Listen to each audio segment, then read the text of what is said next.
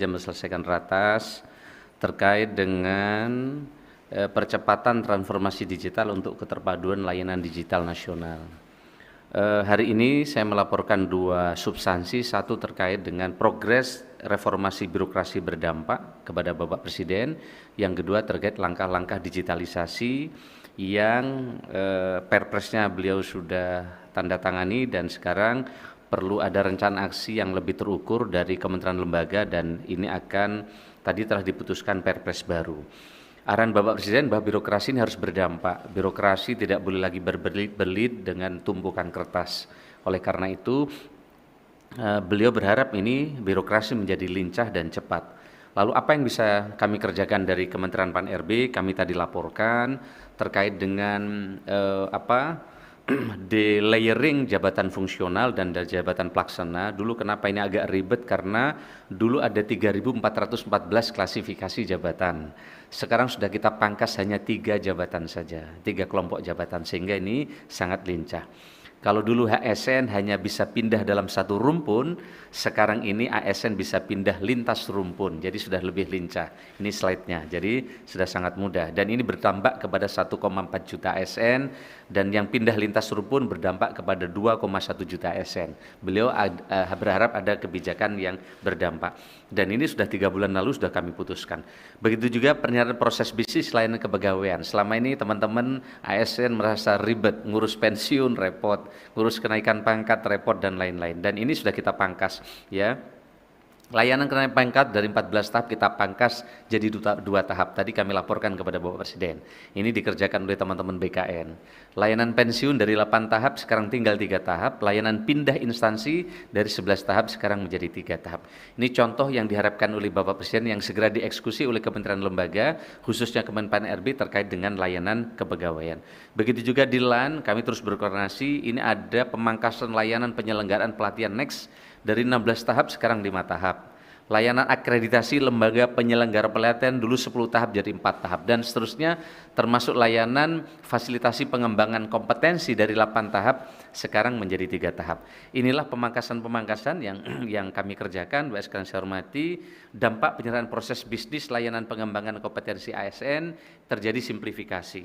Begitu juga layanan proses bisnis layanan kepegawaian, dulu ada 11 tahap, Next, sekarang kami pangkas jadi 3 tahap. Ini kami laporkan kepada Bapak Presiden. Begitu juga dulu kenaikan pangkat setahun hanya 2 kali, sehingga kalau tidak bisa ngurus tahun ini bisa tahun depan. Nah sekarang atas saran Bapak Presiden kami proses bersama Menteri Keuangan, sekarang setahun BKN telah mulai tahun ini menyelenggarakan bahwa kenaikan pangkat setahun ada 6 kali, sehingga mempermudah proses bagi teman-teman ASN untuk melakukan kenaikan pangkat. Penyerahan regulasi ASN, Next, kami sudah sedang bekerja keras dengan 1 PP ASN. Ini nanti dari yang lama ke yang baru akan jalan. Next, terkait dengan penyerahan regulasi ASN, kami sedang menyelesaikan 1000 PP sekarang. 1 PP yang akan nanti menggabungkan 1031 aturan tentang ASN. Ternyata ribuan aturan ASN tidak bisa juga ke kelas dunia, karena kadang kita sibuk antar aturan dengan aturan. Maka atas saran Bapak Presiden kami pangkas ini sekarang dari 766 DIM, tersisa 48 DIM terkait dengan pemberhentian, upaya banding, dan skop profesi pegawai, dan 85 DIM terkait dengan kesejahteraan. Ini sedang dibahas melalui simulasi dengan Kementerian Keuangan. Kalau ini selesai, maka PPASN ini akan segera selesai. Begitu juga dengan penilaian RB yang dilakukan oleh kementerian, sekarang ini agak ribet. Kenapa? Karena harus menjawab 259 komponen pertanyaan dan mengunggah ribuan dokumen. Next slide. Nah sekarang kita rubah ke 26 dampak. Jadi kalau RB-nya bagus, kira-kira kalau kemiskinannya turun, investasinya meningkat. Kalau dulu fokus di hulu, sekarang kita fokus di hilir, sehingga kita lebih berdampaknya bukan di tumpukan kertasnya. Selama ini orang kalau ngurus RB kadang harus ada konsultan di hotel, bagaimana nilainya supaya naik, sekarang tidak lagi. Jadi langsung ke dampak, sehingga rakyat bisa lebih merasakan. Nah, Ibu saya hormati, Next, Bapak Presiden telah menandatangani SPBE, Arsitektur Pemerintah Berbasis Elektronik, dan tadi Bapak Presiden telah kami laporkan terkait dengan transformasi digital pelayanan publik. Next, halaman 15, Bapak sekalian.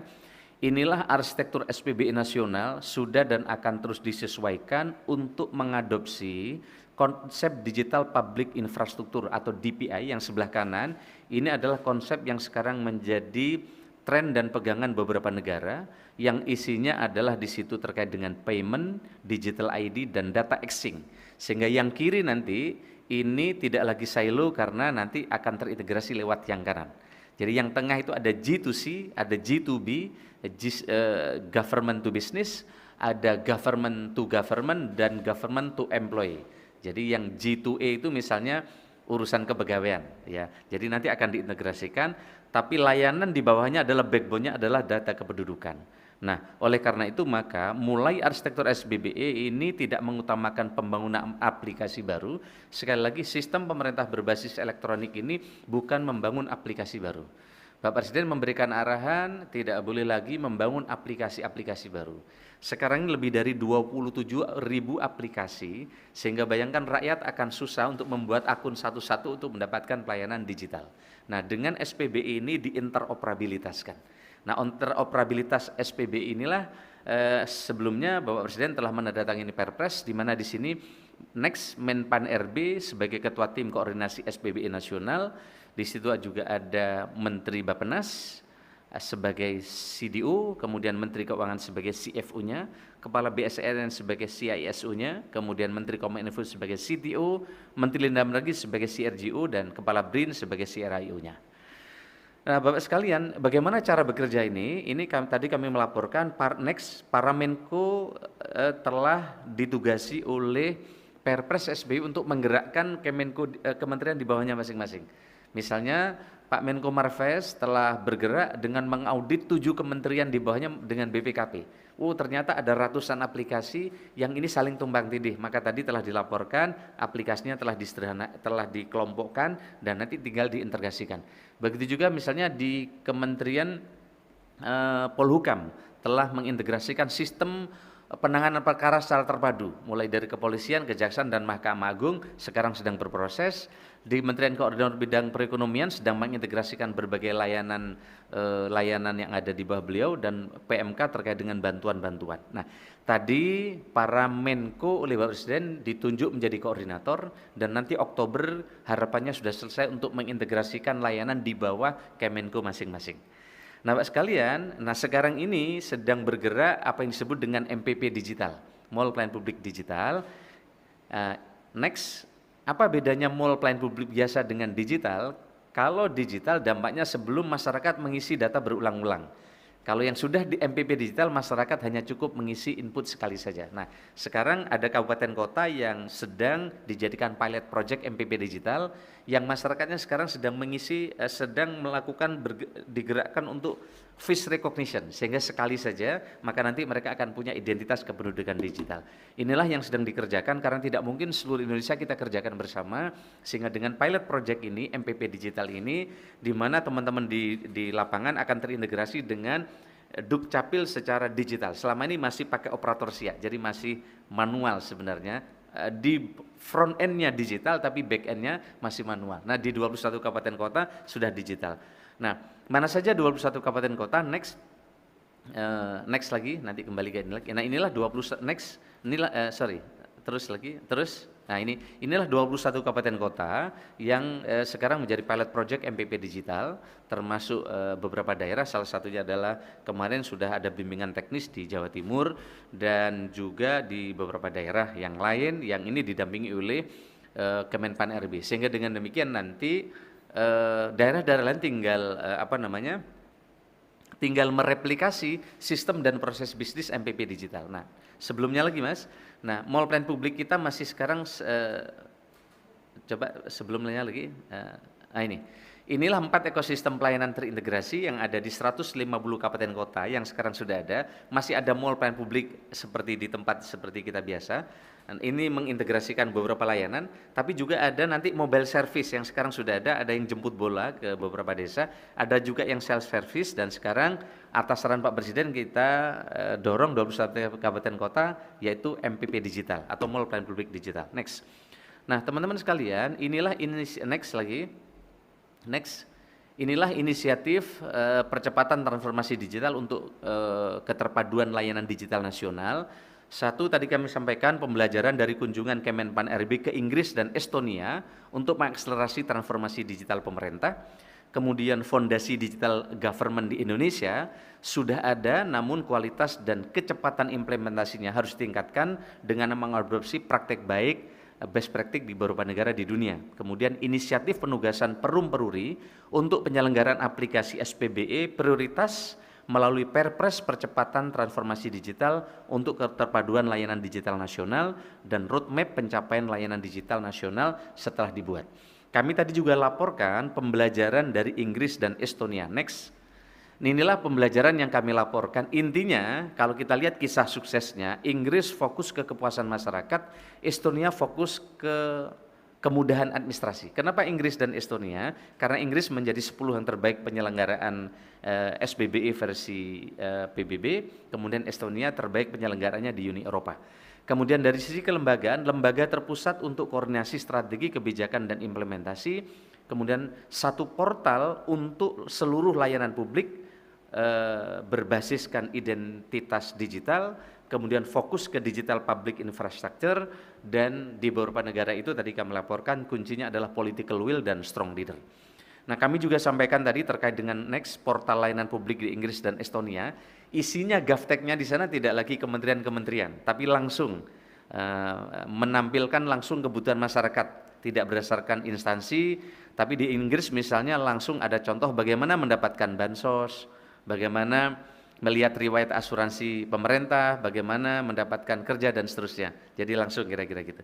Kalau di Estonia juga sama, bagaimana saat akan mempunyai anak, dia sudah bisa buka website dan masuk kemana. Kira-kira gitu, sehingga contoh-contoh ini yang kami sampaikan tadi.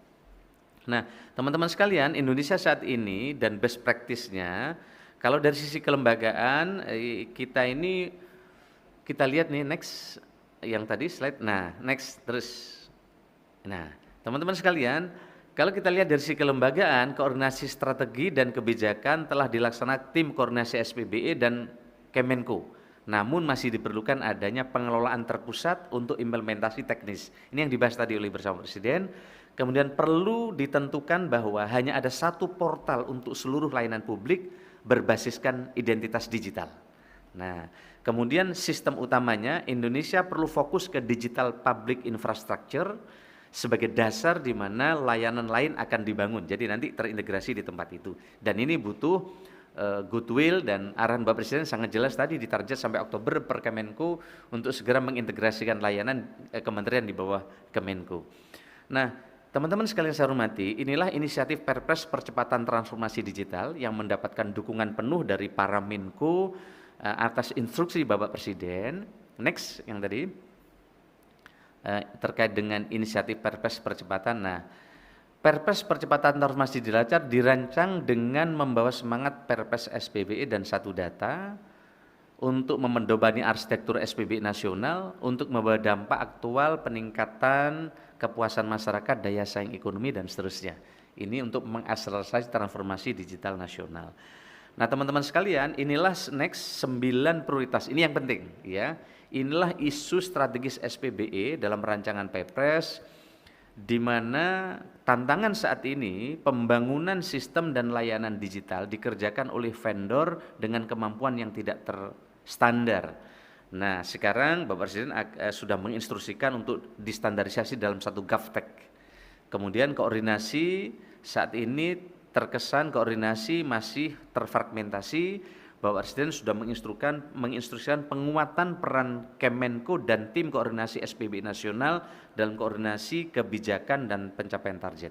Nah, targetnya nanti 9 aplikasi prioritas terlebih dahulu. Salah satunya adalah layanan pendidikan, layanan kesehatan, bantuan sosial, layanan penerbitan SIM online dan lain-lain.